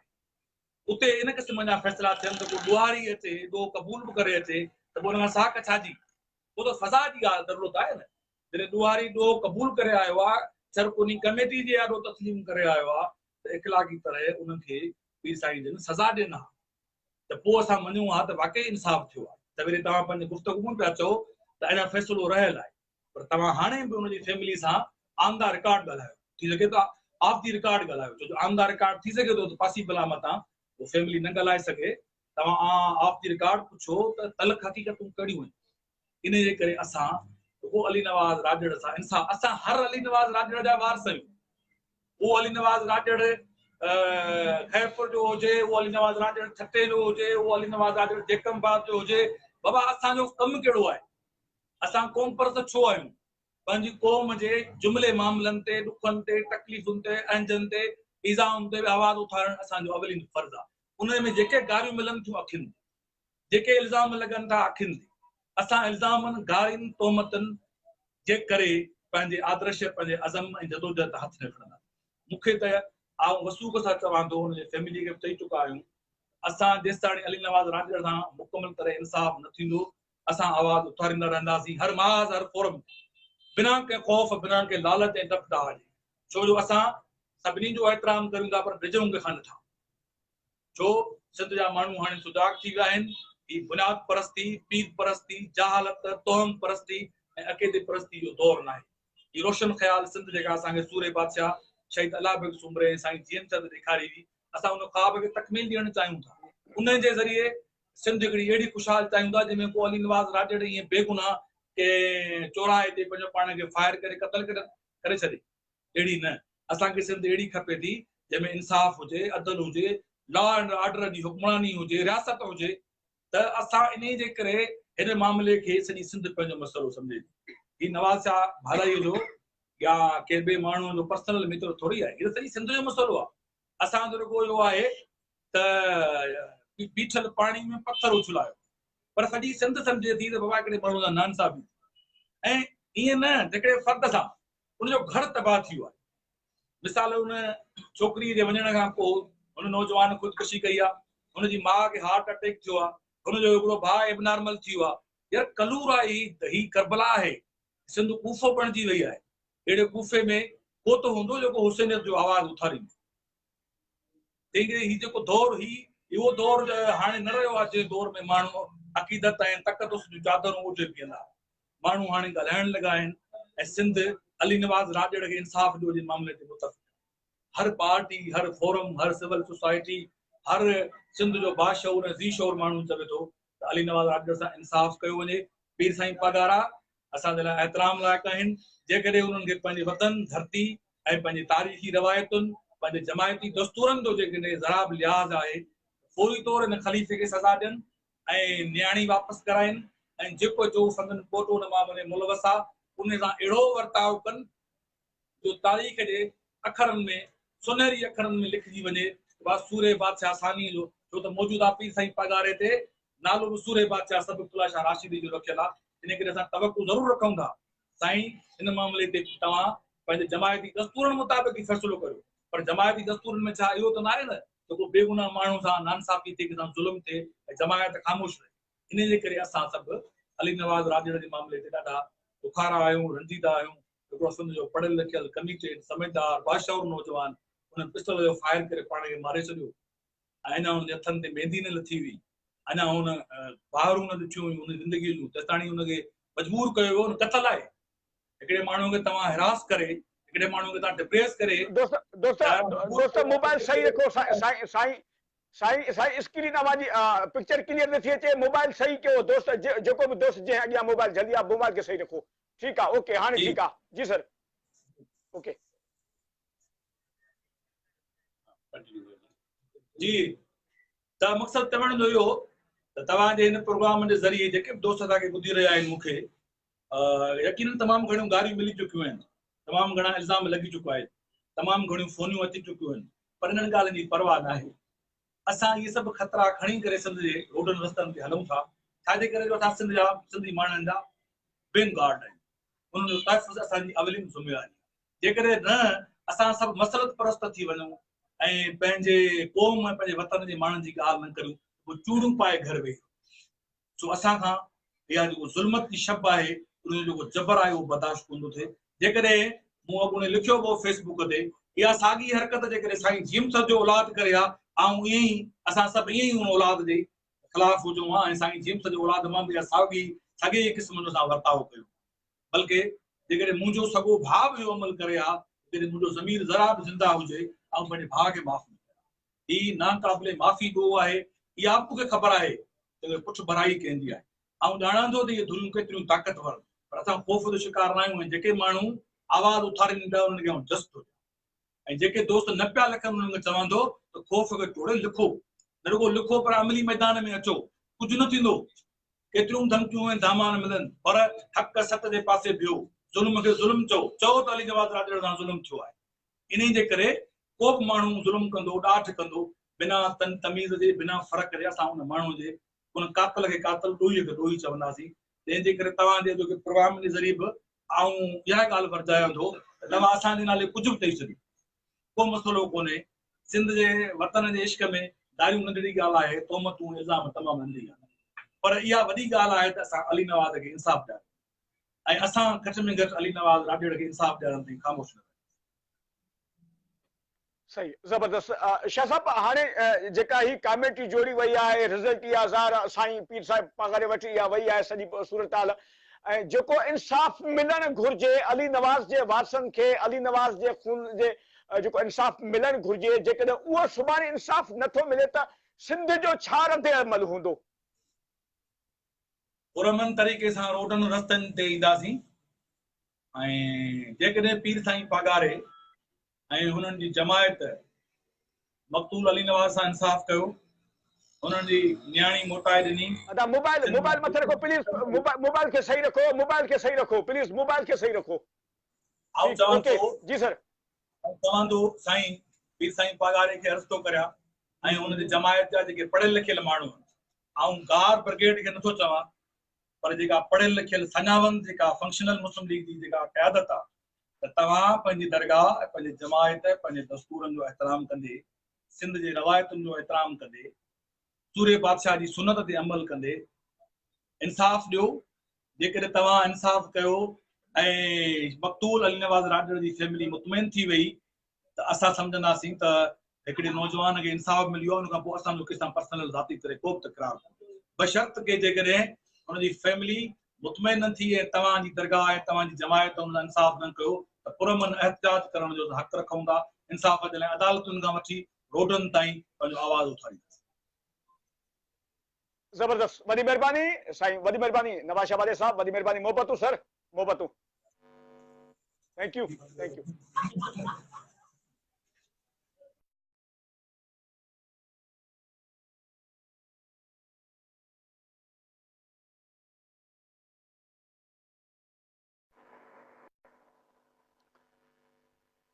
हाँ महिरबानी तमामु ज़बरदस्त बेहतरीन मौक़िफ़ साईं अमीर आज़ाद पंवर साहब जो साईं नवाज़ शाह भादे साहब जो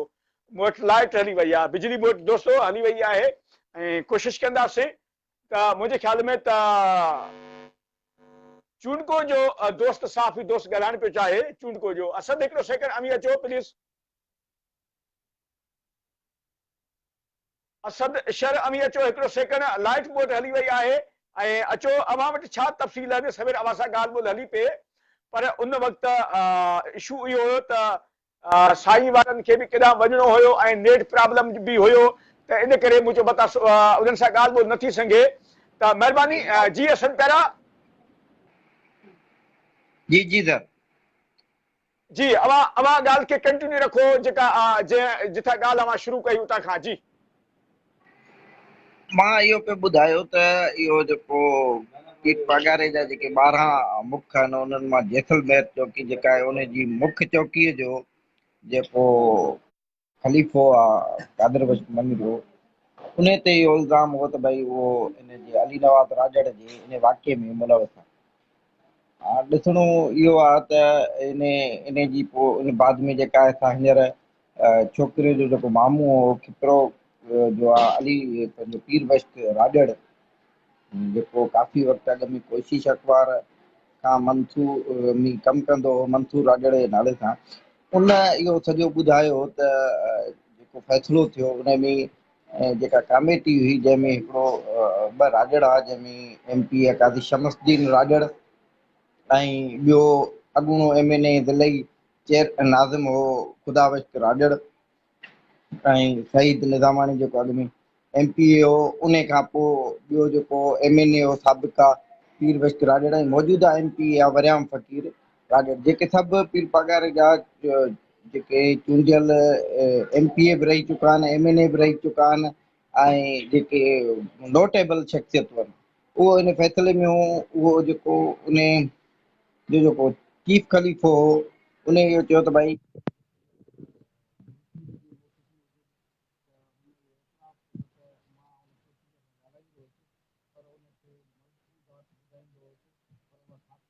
असद आवाज़ कोन पियो अचे आवाज़ नथो अचे ख़ासि केली हुजे या केर बि हुजे हाणे आवाज़ अचे पियो हाँ ठीक है ओके हा त ख़ासि केली हुजे या केर बि हुजे त उन सां हिकिड़े ख़लीफ़े जो कहिड़ो हो तालुको हो जेको आहे सो फ़ोन ते ॻाल्हाईंदो रहियो या हिकिड़ो ख़लीफ़ो हिकिड़ी हेॾी सारी जमायत आहे उन जो मुख आहे उन वटि एतिरो टाइम थोरे हूंदो जो छोकिरनि खे मलफ़ूज़ात फ़ोननि ते ॿुधाईंदो रहे सो उहो चीफ ख़लीफ़े ते जेकॾहिं इहो मंसूर राजड़ मौजूदु त इहो हो ऐं उते हुन एतिराफ़ कयो त वाक़ई ॻाल्हाईंदो पर जॾहिं उहा कमेटी जेके बि बयान वठी जॾहिं पीर साहिब पगारे वटि उते पीर ॻोठ पहुचनि था ऐं उते हुनखे ॿुधाइनि था त बाबा हीउ जेको आहे सो मसइलो आहे त उते इहो ई हो त चीफ जेको आहे सो उहो इन ॻाल्हि ते न पियो बीहे त न मुंहिंजो को बि राब्तो न थियो आहे ऐं आऊं क़ुर पाक ते जेको आहे सो कसम ॾियण लाइ तयारु आहियां जंहिंखां पोइ उन जी ॻाल्हि ते इहो चयो त बाबा हाणे जेको आहे सो चीफ कसम खणे थो त उहो इन ॻाल्हि में मुलविस न आहे ऐं जंहिं ते जेको जान मोहम्मद राजड़ अली नवाज़ जो पीर उन इहो चयो त मुंहिंजो फ़ैसिलो हाणे अलाह जी दरबार में आहे ऐं उहो ई मूंसां बहितर इंसाफ़ कंदो उन खां पोइ हिते जेको हिकिड़ो हिकिड़ियूं ॻाल्हियूं जेके जोड़ियूं पियूं वञनि त पीर साहिब पागार जो जेको ख़ानदान आहे उन सिंध जे लाइ वॾियूं क़ुर्बानियूं ॾिनियूं आहिनि उन में को शक कोन्हे त जॾहिं बि आज़ादी गोरीला तहरीक हली हुई त उन्हनि में हुरनि जो लोढ़नि जो हिकिड़ो वॾो कॉन्सेप्ट हो ऐं उन्हनि जेको आहे वॾियूं क़ुर्बानियूं ॾिनियूं उन खां पोइ जेको हुननि जो निज़ाम आहे 12 ख़लीफ़नि ते आहे उहो बि हिकिड़ो मोतबर निज़ाम आहे ऐं उन्हनि जी जेका फ़ैसिला कमेटी आहे उहो उन्हनि जो बि हिकिड़ो पंहिंजो निज़ाम आहे पर उन में उन ते को बि शक कोन्हे त हुननि जो जेको हुननि खे कुझु चयो वञे जेकॾहिं कंहिं ख़लीफ़े या कंहिंजी बि जेकॾहिं अलॻि ग़लती आहे त मां इहो ई चवंदुसि त जेके असांजा क़ौम परस्त अॻुवान हींअर ॻाल्हाए रहिया साईं नवाज़ शाह भाॾाई ऐं अमीर आज़ाद पंवर इन्हनि ते हिकिड़ी मुश्तमिल कमेटी जेका सोशल मीडिया खां हटी करे अमली कमु कंदे पीर साहिब पगारे वटि वञनि ऐं हूअ जेकॾहिं न्याणी आहे त उन जी बि ज़िंदगी जीअं तबाह न थिए, जेकॾहिं वापसि थी त उन जो मुस्तक़बिल में छा थींदो या उन सां कहिड़ो वर्ताव कयो वेंदो। उन जो भाउ त अॻ में वियो हलियो, पर उन भेण ते बि को अहिड़ो जेको आहे सो उन जी बि ज़िंदगी आहे जीअं उहा अॻिते हली तबाह न थिए या उन ते को अहिड़ो असरु न थिए। पहिरीं ॻाल्हि इहा। ॿी ॻाल्हि इहा आहे त जेकॾहिं जंहिं ते बि इल्ज़ामनि जी हद ताईं जेके बि ॻाल्हियूं आहिनि उन्हनि खे हक़ीक़त तस्लीम करण जे लाइ या जेका थो इहो वफ़द जे सूरत में नवाज़ शाह, भाॾाई साहब या अमीर आज़ाद पंवर उहे पीर साहब सां मिलनि, उनखे हक़ीक़तनि खां आगाह कनि। पर इते मूंखे हिकिड़ो ख़दशो ॿियो बि आहे त सिर्फ़ु इहो मामिलो अली नवाज़ राजड़ जी ख़ुदकुशी या जेको आहे सो हुन जी भेण जी जेके कोर्ट सखर कोर्ट में थियल निकाह ताईं न आहे। इहो मामिलो अञा बि कुझु गंभीर आहे राजड़ ऐं मंगरिया बिरादरीअ जे अंदरि, जेको बि अञा सोशल मीडिया ते या जेको आहे सो ग्राउंड ते न आहे आयो। इन जा पुठियां बि इलाही सारा कारण आहिनि जेके ईंदड़ वक़्त में असांजी त दुआ आहे त उहे मसइला हल थी वञनि। जे न त पोइ इहो बि लाओ जेकॾहिं निकितो त उहे बि इल्ज़ाम ऐं उहे ॻाल्हियूं बि अॻिते हली असांखे हिन सोशल मीडिया ते ॿुधण में ईंदियूं। उन खां पोइ ॿी ॻाल्हि इहा आहे त अली नवाज़ त वियो हलियो, पर उन जे ख़ानदान सां बि इंसाफ़ थिए, हुन जे पीउ सां बि इंसाफ़ थिए ऐं हुन जे भेण सां बि इंसाफ़ थिए। किथे हिननि जे ई फ़ैसिलनि में उहे किथे जेको आहे सो अहिड़ी भोगना न भोगनि जो हुननि जूं ज़िंदगियूं तबाह थी वञनि हलियूं। उन खां पोइ इहो आहे त जेकॾहिं जेकॾहिं सोशल मीडिया ते जेके बि ट्रेंड थिया आहिनि उन्हनि ते आला सतही जेके आहिनि नोटिस वरिता विया आहिनि ऐं उन्हनि में तब्दीलियूं ऐं तरमीमूं कयूं वयूं आहिनि। जेकॾहिं का अहिड़ी क्राए ठहे थी चीफ खलीफ़ लाइ त उन ते बि असां सोचींदासीं त पीर साहिबु पघार खे जेको आहे सो इन ते गौर वीचार करणु खपे त उहो अॻिते हली उन ते छा था कनि। उन खां पोइ इहो आहे त जेका बि जमायत सगोरी आहे उनखे बि असांजी इहा ई आहे त उहे बि जेको आहे सो सब्र ऐं तहमुल जो मुज़ाहिरो कनि ऐं ज़बरदस्त, जेके बि ॻाल्हियूं कयूं वञनि उहे गुड इस्लाह कनि ऐं गुड इस्लाह जे गुड दायरे मंझि कयूं वञनि। ज़बरदस्त ज़बरदस्त ज़बरदस्त तमामु बहितरीन बहितरीन प्यारा असद शेर साहब, वॾी महिरबानी अव्हां जी। ऐं असांजे प्रोग्राम जो टाइम ख़तम थी वियो आहे। हिन वक़्तु मूं वटि लाइट बि न आहे, न त असां अञा अधु कलाक प्रोग्राम खे हलायूं हा। ऐं वॾी महिरबानी सभिनी दोस्तनि जी मोहबतूं, सभिनी जूं जंहिं जंहिं दोस्तनि असांजे प्रोग्राम सिन सलामत में साथ ॾिनो ऐं जेके असांजा महिमान दोस्त हुआ ऐं जंहिं असांजे प्रोग्राम खे जॉइनिंग कयो, प्यारो अमीर आज़ाद पंवर साहब या अमीर आज़ाद पंवर साहब खां पहिरीं जेको पीर बख्श राजड़ जेके अली नवाज़ राजड़ जा जेके मामा हुया उन बि पंहिंजो मौक़िफ़ तमामु हिकिड़ो बहितरीन रखियो। ऐं वाक़ई साईं वारी ॻाल्हि त असद साहिबु हिकिड़ो सेकेंड मौजूदु रहिजो। साईं नवाज़ शाह भाॾाई साहब वारी ॻाल्हि त वाक़ई त हुननि सां हुननि जे वारसनि सां मुंहिंजी प्रोग्राम खां पहिरीं बि ॻाल्हि ॿोल थी हुई ऐं प्रोग्राम खां पहिरीं हुननि जूं बि काफ़ी कुझु अहिड़ियूं ॻाल्हियूं हुयूं जेके वाक़ई अञा ताईं हिकिड़ो मुंझारो में सॼो ही मामिलो इशू लॻो पिया, हिकिड़ो गुज़ारित मामिलो लॻो पिया। पर हिन वक़्त ताईं अञा हू ज़ाहिर आहे उन्हनि ॻाल्हियुनि खे शो न पियो थिए। काफ़ी अहिड़ियूं ॻाल्हियूं आहिनि जेके उन्हनि खे बिल्कुलु उहे वक़्त जे तक़ाज़ा जे हिसाब किताब सां जेसीं ताईं ॾिसूं त सुभाणे जेको ही मामिलो जेको थियो आहे साईं पीर पगार साहिब वारो, त जेका कमेटी जोड़ी वई ऐं उहा रिपोर्ट वई आहे, त सुभाणे उन रिपोर्ट खां पोइ ॾिसूं त साईं पीर पगार साहिबु कहिड़ो फ़ैसिलो करे थो, कहिड़ो इंसाफ़ उन्हनि खे ॾियारे पियो। त उन खां पोइ वधीक इनशाला असीं ज़रूरु हिकु भेरो वरी असीं इन इशू ते प्रोग्राम कंदासीं ऐं दोस्तनि खे पंहिंजे हिन प्रोग्राम में जॉइनिंग कराइण जी कोशिशि कंदासीं। वॾी महिरबानी प्यारे असद शेर साहब, इनशाला नेक्स्ट प्रोग्राम में ज़रूरु अव्हांखे इन इशू ते हिकु भेरो वरी प्रोग्राम कंदासीं, अव्हांखे ज़रूरु जॉइनिंग कराईंदासीं ऐं कुझु ॿियनि दोस्तनि खे बि। वॾी महिरबानी, मोहबतूं सर, मोहबतूं मोहबतूं।